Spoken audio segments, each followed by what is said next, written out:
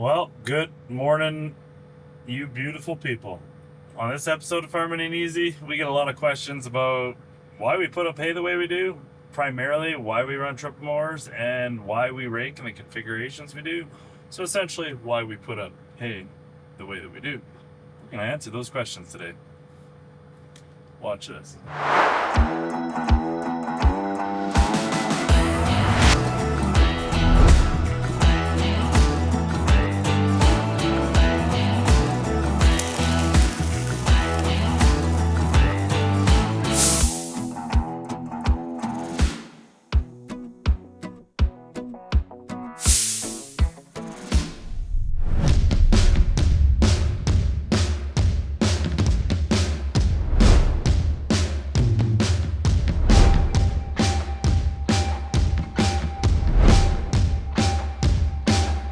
All right, I got my sweater off. We're ready to go.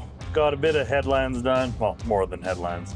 We've got some acres covered. Let's get into this. All right, so by no means is this video telling anyone else in the world how to put up hay. This is just answering the questions that we get on a fairly regular basis on why we do things the way we do.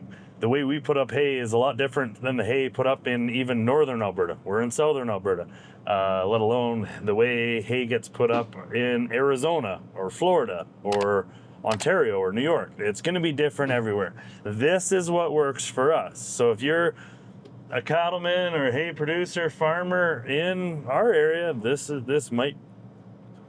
what works for us. You do you, we're going to do us. All right, so disclaimer.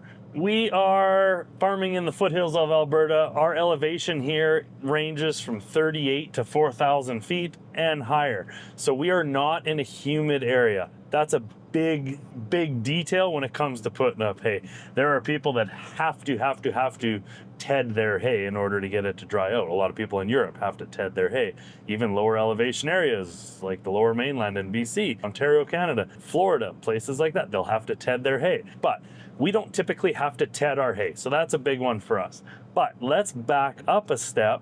That elevation, okay, we are in a pretty dry area. We don't typically get a lot to do in the morning, and when we do, it sucks, but we deal with it. So why we cut hay the way we do? We run triple mowers. We run Krone 8.7 meter triple mowers. The reason we do that is for several reasons. Efficiency being number one. We came from the world of self-propelled disc binds. We had a John Deere 4995. I'll see if I can pull up a picture here and show it to you guys. But anyway, we come from that world of self-propelled swathers and disc bind headers. So that was good. They are high-performing machines. Not going to knock them, but farming's expensive and farming's getting more and more expensive. We need to find a way to do things more efficiently, and cutting hay faster, yeah, that's cool, but burning less fuel, spending less money on equipment. You know, you buy a brand new one of those, they're over $400,000. That's a lot of money tied up into a machine that does one task.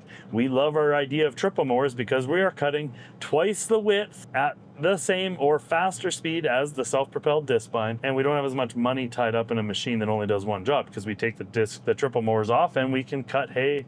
We can go use that same tractor for other things. So having tractors that do multiple things is a big reason for us to go away from our self-propelled swathers. That's, again, economics for us and our farm and input costs for this area. It makes sense to not have that much money tied up in a self-propelled swather just for cutting hay. A lot of people say, well, why do you run triple mowers? It's so hard to put up hay with them. And well, we actually don't think it is. We love the Krone triple mower because the cutter bar design lets us lay the swath as wide as possible. So you can see back here, we are only leaving enough room when we cut the hay for our tire track. Not only the tire tracks of the cutting tractor, so that we're not driving on the hay and pushing it down into the ground, but we are leaving enough swath track to not drive on the swath when we rake and do the subsequent tasks. So our triple mowers really check a lot of boxes for us. We're more efficient, we're faster, burning less fuel, and the Krone cutter bar technology lets us lay the swath flat, give us more room for drying. With that being said, If we were in the export hay market, we would not be using the cutter system that we have. We'd be using a steel on steel conditioner roll, maybe on triple mowers. You have to get a perfect crimp, especially on Timothy. You know, export Timothy as an example, you have to have a perfect crimp every 3 to 4 inches in order for it to even be possible to export. So we're not in the export market. We're building horse hay and high quality cattle feed. So we don't really need that. Let's talk about the rake. We are running a Krone dual rotor center delivery rotary rake. It's called a TC880. The reason we run the 880 is it's a bigger rake that lets us manipulate 3 swaths. So the 3 swaths, a lot of guys will say, well, David, why are you raking the outside 2 swaths on top of the middle swath? That's actually what it looks like in a lot of this drone imagery, but we're not. So Mr. Editor guy, can you show us some lines in the drone imagery from this field? We are actually offsetting the rake. So yes, we are driving the tractor on the left-hand side of the center swath. So the tractor is over a foot from center. And we have the 2-point hitch, 2-point link arms that the rake is attached to on the edge of the baler moved over. So tractor's over a foot, and now the rake is probably over 10 inches or so. So we are putting 2 swaths on top of the one, and we are flipping the middle swath by close to 50%. Yes, not all of the center swath is getting flipped, but again, we don't rake to dry our hay, we rake to bale our hay. So by laying the swath really thin and wide in our cut with our cutters, we are expecting the field to be dry, and we come in, especially in alfalfa, we come in early in the morning when there is a hair of dew and rake it so we don't have leaf loss. So a lot of guys will say, why are you putting 2 on top of 1? Well, we kind of are, but it also makes a lot of sense to have a little bit bigger rotary rake, and we are putting essentially 28 feet of hay, of cut hay, into 1 swath. Next, so balers, that's pretty simple, you guys. For the loyal viewers of our channel, we have switched from 5x6 standard traditional round balers for the general hay that we put up, and we've now gone to a Krone high density 4x6 baler. Round balers are round balers, however, we went to the Krone Varipack because we believed it was going to complement the hay that we wanted to put up and the way we wanted to put it up. Not a lot to talk about on the baler point of view other than we need a baler that's going to preserve the hay the best, get it done as fast as possible, and just be heavy duty enough to be put through the scenarios that we're going to put it through. Field like this, flat, smooth, new hay field, big yields, we want to be able to put the hammer down, and that Krone Varipack V190 lets us fly pretty good. So kind of self-explanatory on the round balers. Yes, our farm, we put up a lot of round bale hay here. A lot of the demographic of ranchers and farmers and different livestock producers that we sell to are set up for handling round bale hay in our area. So yes, we put up a lot of round bale hay. We don't do much in square bales. I know a lot of other areas of the world do. And as of this year, we actually no longer put up any small square bales. So we are out of the small square game as well. We just do round bales and silage bales. We're gonna focus on that and do it as best as we can. So the Krone V190 XC Plus is what we think is gonna be the best way to do that. So that's the baler we bought. Well, what does that view out the front of this cab showing you these loader arms on this Stoll Isobus loader on this Fastrac 4220 and that TopCon GPS monitor have to do with why we put up hay the way we do? Well, pretty simple. We like raking hay with a loader tractor. If the raking tractor can have a loader on it, especially one that is like this Isobus Stoll loader, we can weigh the bales as we are moving them out of our way. Yes, this field that I'm in right now, we baled the headlands ahead of time separately so we're not tripping over bales. However, most fields that we're in, you kind of trip on bales on the headlands. The raking tractor being the first tractor in the field with the baler chasing it, if we have a loader on that raking tractor, we can move bales. So the theory of never stop the baler, you know, in grain farming, never stop the combine, so that can happen. We don't want to stop the baler. When it's time to bale, it's time to go. So yes, we like raking, if possible, with a tractor that has a loader on it. And why do you say that TopCon GPS that's in the corner of this tractor? Well, raking with GPS isn't just the lazy way out.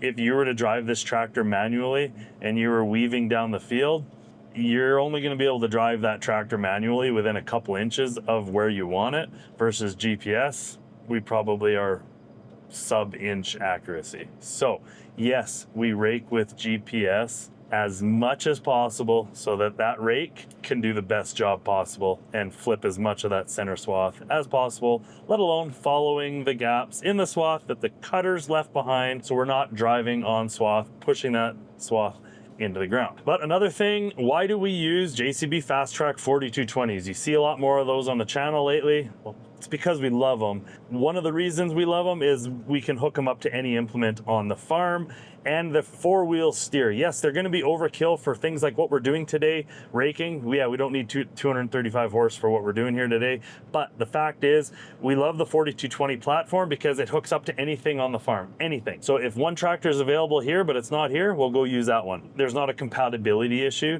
so we love our 4220s. We love the speed on the road. We love the 4-wheel steer, the comfort of the cab, the size of the cab. There's just, we're big fans of the Fastrac. They work really, really well for us.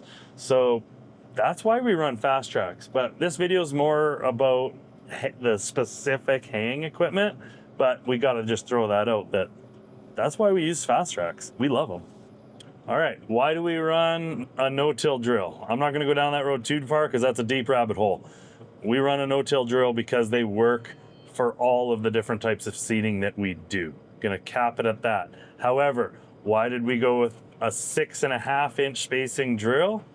Because we're in the hay business. This field here, you'll see from the drone imagery, the lines. This is a new seeded hay field. You'll see the lines of the stubble. We want as much stubble as tight as possible to help hold up these swaths. Remember I said we're laying the hay really nice and wide and thin? Well, we want air underneath there. We don't want a rake to dry our hay. We want a rake to bale our hay. So when we were shopping for a no-till drill and we went to Agritechnica in 2023 and we were traveling the world trying to figure out what drill we wanted to buy next, we landed with the Horsch because we love the brand and a few other things, but the 6.5-inch spacing was absolutely huge for us. So here we are, the middle of August, putting up hay, and we are loving the fact that our drill has 6.5-inch spacing because it does that much better job holding up the swath. It's crazy to think our last John Deere drill was a 7.5-inch spacing drill, and we found that the stubble did not have the strength at 7.5 inches than it does at 6.5 inches. It spreads the load of the swath better at 6.5 inches. So when we were shopping for a drill, we wanted it as tight as possible for putting up hay and benefiting us in the middle of summer. And this Kel-Tec bale wagon, the first time we ever saw this thing was at the Farm Progress show in the US, and I believe it was in 2016. Unfortunately, we don't own a brand new shiny one like the one we see here. I'll show you a picture of it in the show. But ever since we laid our eyes on this, we thought, holy cow, is that heavy duty? That's where we need to be one day. Well, slowly but surely we'll get there. We got a good deal on an old used one, and we couldn't be happier with it. So again, Kel-Tec bale wagon. One of the ways we're just trying to do things a little better, handling our silage, and it works great. Anyways, guys, thanks for watching this video. We get asked a lot of questions about why we do things the way we do. And hey, Kyle. Anyway, we get a lot of questions about why we do things the way we do. I'm not trying to say we do things right, other people do things wrong. That's not at all. We've just been really in the last 5 to 6 years really asking ourselves some hard questions on how we can be more progressive and do things better. We used to be a farm where every piece of equipment was the same color, everything, literally. And well, we started to notice that we could go to some different colors and pick and choose. And we found a couple brands that work for us. Our dealer support is next level. We get better support from our local dealer, Noble Equipment, than other dealers that are only 20 minutes away. And we're an hour and a half from our dealer, so that says a lot. So when it comes to paid sponsorships and things like that, we're not sponsored by anybody. We are representing the people that treat us well. So when you see at the opening credits of our video, the companies that we work with I would gladly scratch their backs because they treat us very well. So just kind of putting a couple of these things to bed here. We're raking, baling, stacking silage here right now. But yeah, this is just the equipment and the way that things work well for us.